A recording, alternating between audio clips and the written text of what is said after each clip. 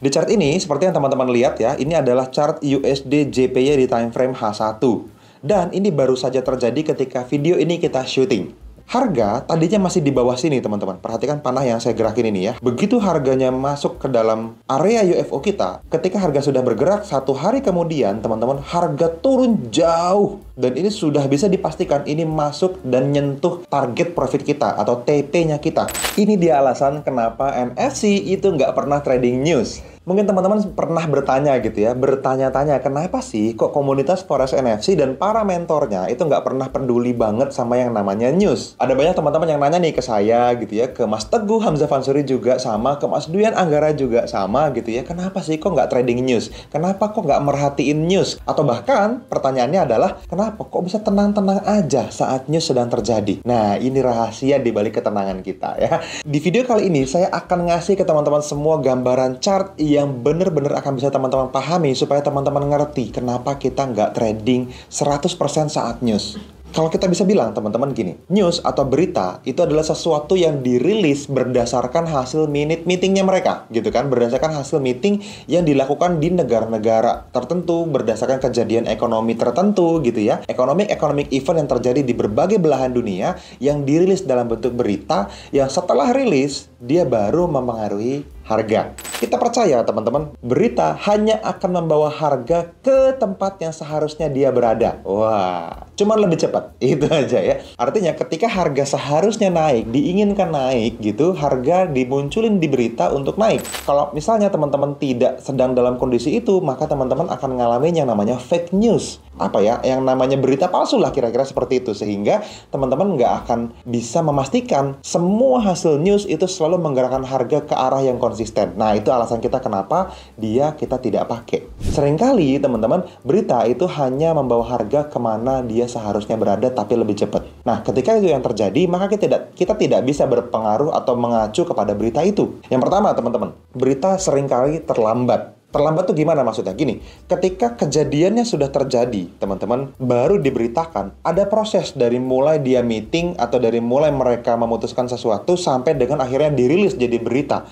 Nah, jeda waktu itu memungkinkan mereka untuk mengetahui efek beritanya ini akan naik atau turun harganya.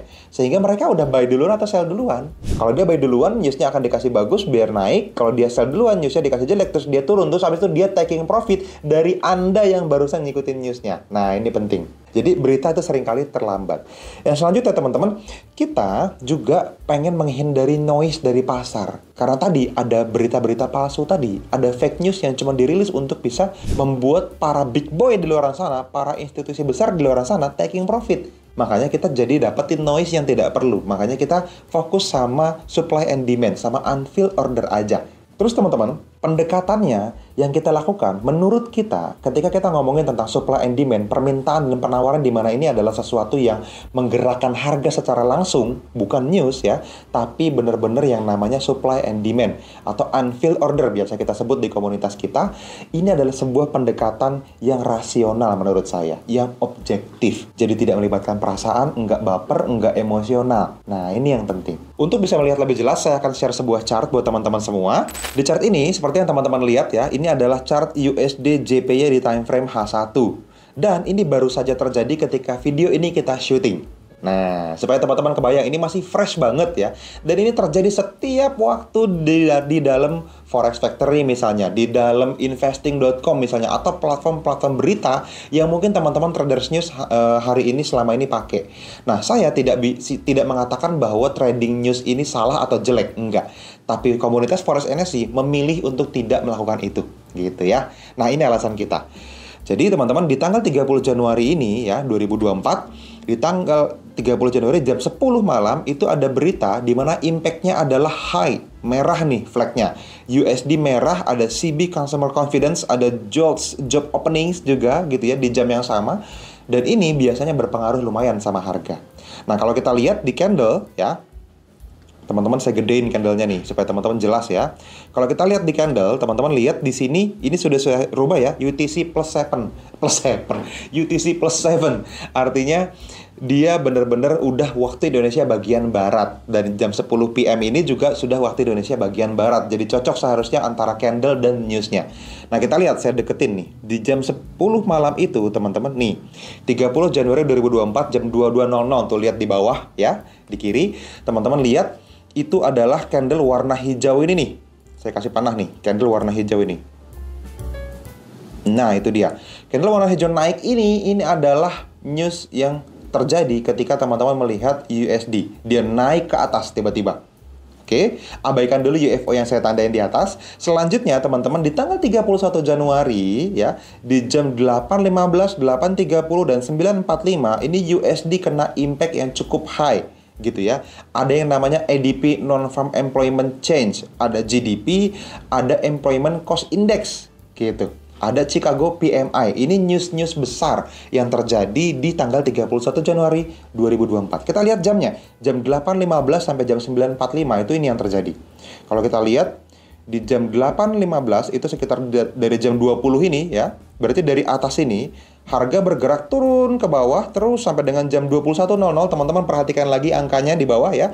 31 Wednesday 31 Jan 24 jam 21.00. Maka candle panjang ini terjadi terus ke bawah ya. Karena di jam 9.45 kita lihat lagi 1 jam berikutnya sampai jam 10.22.00 masih terus turun ke bawah.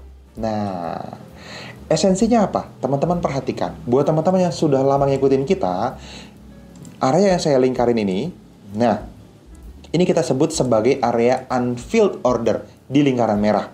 Area UFO ini adalah area rally based drop atau unfilled order sell, di mana seharusnya kapanpun harga masuk ke area ini kita sell. Nah, secara teknikal buat teman-teman udah lebih ngerti, oh iya, kita akan sell di sini. Buat teman-teman yang masih mengacu hanya pada news dan apa hubungannya dengan unfilled order, ini saya jelasin singkat. Harga tadinya masih di bawah sini teman-teman. Perhatikan panah yang saya gerakin ini ya. Harga masih di bawah sini nih, di sekitaran sini nih harganya. Begitu harganya masuk ke dalam area UFO kita, itu dilakukan atau dipengaruhi oleh news ini. Ya, si big consumer confidence tadi nih. Dia naik ke atas, masuk ke area unfilled order kita, di mana sebagian besar area supply ada di sana. Sebagian besar unfilled order traders atau supply and demand traders pasang sell limit di sana, di mana sangat dimungkinkan justru traders pemula malah buy di sini. Kenapa? Karena dipikirnya harga akan naik, candle hijau panjang, wajar terlihat seperti itu, ya kan?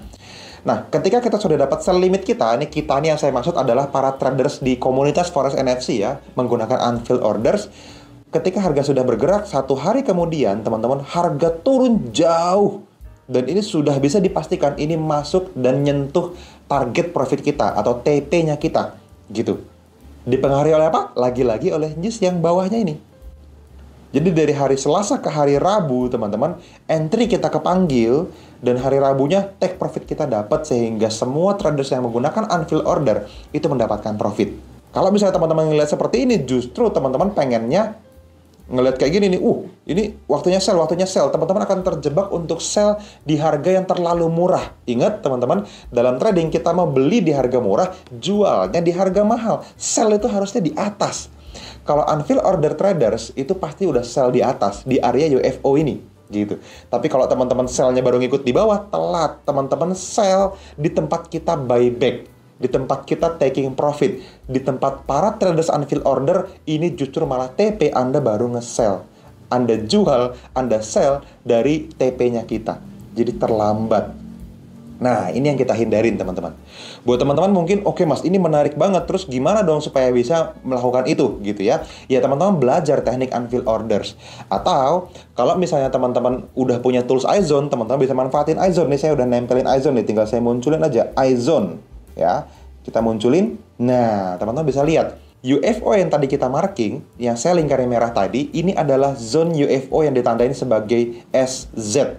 Atau Supply Zone 2. Gitu ya, oleh iZone, sehingga teman-teman tahu, oh ini adalah area yang bagus gitu. Dan iZone ini adalah sebuah tool otomatis yang berbayar ya teman-teman, dan teman-teman perlu nanya sama konsultan edukasinya NFC atau Duyan Anggara untuk bisa tahu gimana cara beli iZone-nya gitu ya. Jadi ini adalah punyanya Ruang Traders ya. Teman-teman boleh pakai ini untuk teman-teman ambil sebagai rekomendasi harga bagus untuk teman-teman sell atau buy Kalau merah seperti ini, sell. Kalau hijau, dia buy. Oke, mudah-mudahan ini bisa bermanfaat buat teman-teman semua dan jadi alasan yang jelas dan jawaban yang clear tentang kenapa kok komunitas Forex NFC tidak mengandalkan news, tidak trading saat news, dan kita bisa tenang-tenang aja ketika news sedang terjadi.